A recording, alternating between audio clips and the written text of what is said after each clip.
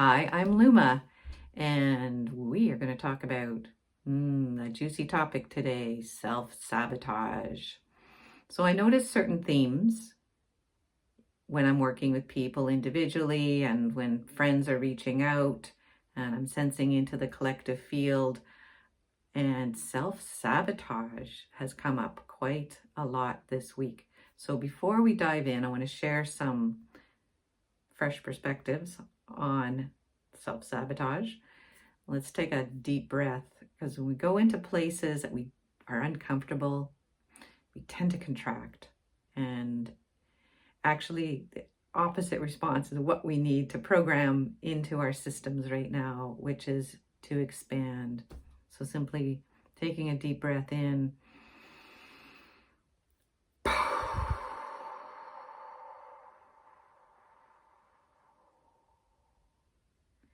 And let your field expand. Make a nice out breath, just like a whale breaching and surfacing. Sometimes I do see humpback whales and killer whales out here. Sea lions and seals, they pop up and they do this breath, right?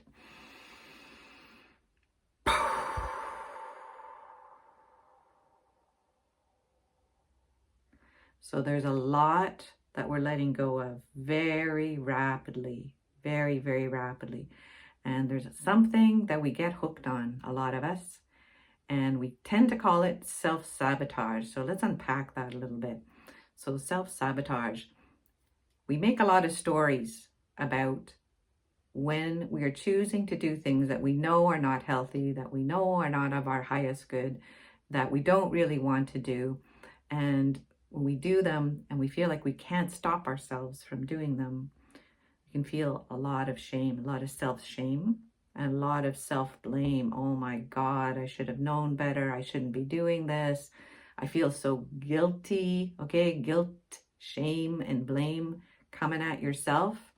There's a good recipe for something called self-sabotage. Okay, what does that do? Those states drop your frequency state. Okay. And when your frequency state drops down, then all the negative self-talk, those old tapes running in your mind, they can just come on something fierce, like really fierce. And you can be knocked out by them and spun out by them. You know those negative self-talk voices.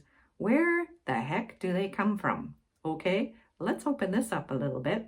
So in my work, I do a lot of investigating in other dimensions, in between the dimensions, to see what's going on. And so in our mental bodies, in our etheric bodies, there have been a lot of disturbances. There's been a lot of interference. We've been living on a planet with a lot of darkness and a lot of distortions. And so I call them like mind control mechanisms, like mind control implants, if you will. You could use that word. And it's kind of like a technology that's beaming negative or low frequencies. And they tend, it's almost like spreading thoughts like a virus through your etheric body and into your mental body. And then it pops up as that negative self-talk. And it can be very powerful because it's coming through the collective very strongly. It comes in pulse waves through, and it kind of knock you off course. You might be having a decent day, and then some little thing will throw you off, and you go into that negative mental spin.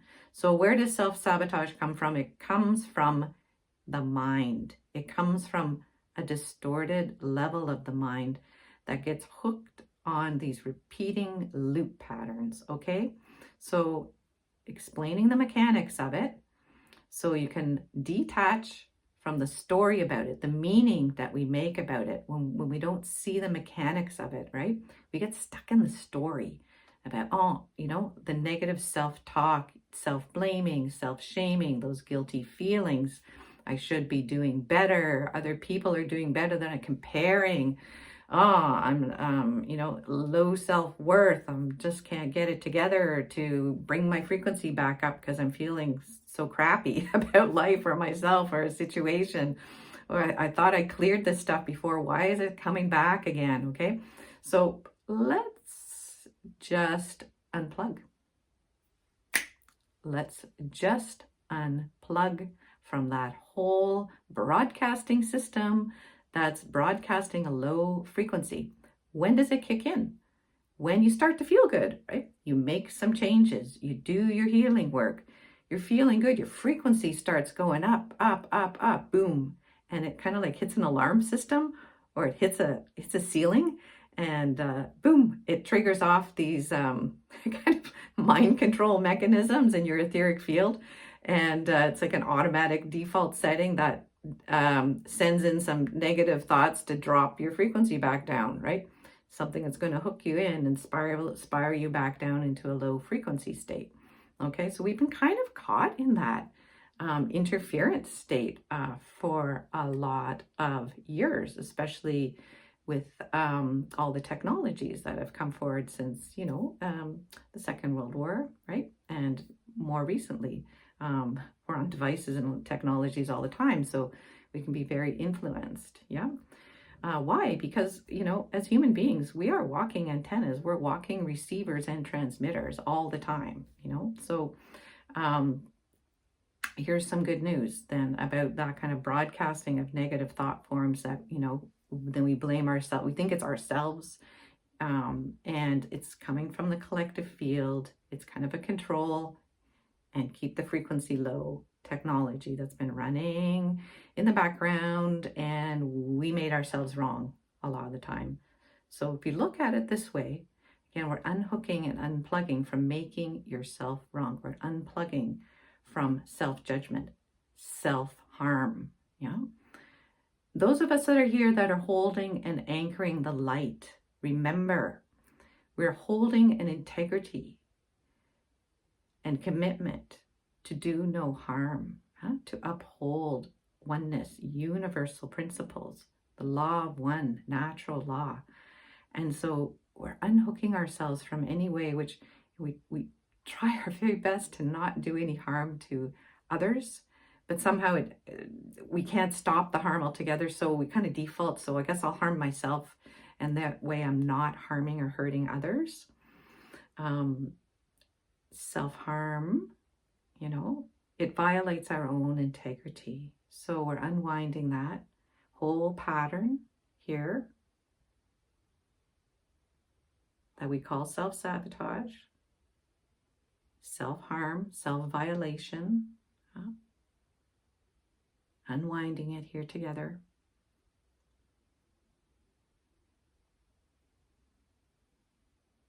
Unplugging, so there's no more plugins in your etheric field for that kind of crap. I'll just say it, crap, all right? We've been dragged down a lot of times by that. We got back up again. Let's look at another positive spin of that, because we're never victims, never victims. We strengthened. We got really, really strong. We really had to hold stronger and deeper to what is important to us, to where our devotion lies, to where our faith sits, to where our connection to source is, and to be a witness to that whole program. Yeah. So where does self-sabotage sit? It sits in the ego program. Ego is the epigenetic overlay over our DNA. You can think of it that way. It's a program. It's a software program that is expiring. Look at it that way. A software program that's expiring. Don't get the updates. Just delete that program. Yeah. So that your frequency, when it comes up and you're building that body of light, that beautiful body of delight that you're here to build, to accrete these frequencies, as the light codes are coming in, turning your switches on, that you can expand and hold and embody the frequency and blast your way through that frequency ceiling and clear out that interference in the mental field and those mechanisms that were sitting there in the etheric field. Yeah. Remember, we're not alone here. We have a lot of support. Our other versions of ourselves that exist in different dimensions, all of our teams in the spirit realm, in the elemental realms, in the angelic realms, realms we don't even have names for. There's a lot of support here. There's a lot of things getting cleaned up, and the self-sabotaging program is getting cleaned up, to be sure it is. All right. So take yourself out of the roundabout of going round and round in self-blame, self-shame, guilt, sabotage. Poof. Let's take another deep breath and just expand right out and beyond all of that.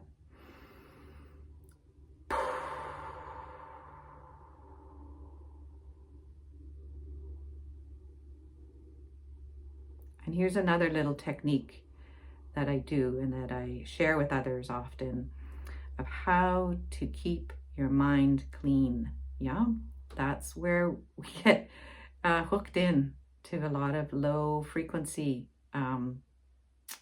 thoughts. Okay, so if you imagine your regular thinking, planning mind, that part of your mind that you use most often, it's like one of those snow globes.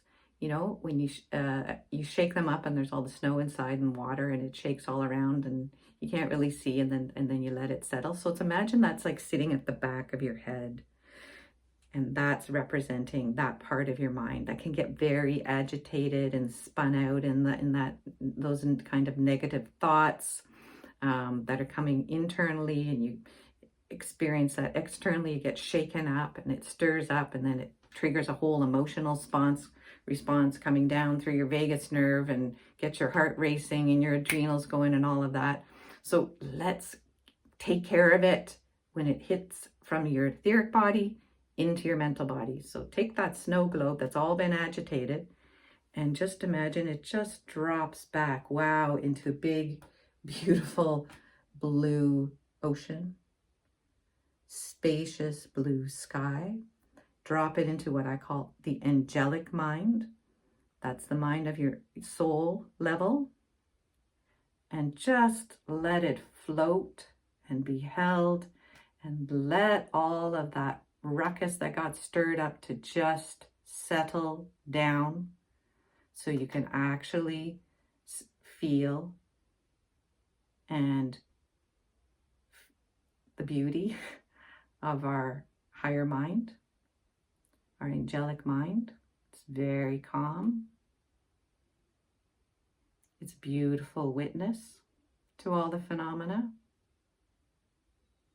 Doesn't make any stories, doesn't attach any meaning. It's watching. So just float here for a while. This morning I was looking out and there was a sea lion that cruised by. They cruise by sometimes. They just float on their side with their flippers up, you know. Just float. Let that busy part of the mind that's been freaking out like crazy, just let it float till it settles down. Oh, that's it. Working some frequencies and energetics here to help support you. Let the mind, that part of the mind, just settle, and you expand into higher mind. Oh, what does that do immediately? Whoa, calms the heart, and then there's the reconnection, the mind through the heart, through the nervous system, down into your belly, into your gut. Yeah. If you have pets, just hanging out with your animals, hanging out in nature, they don't have that kind of crazy mind. They're not susceptible to that level of pulsing and mind control and technology that humans are. All right.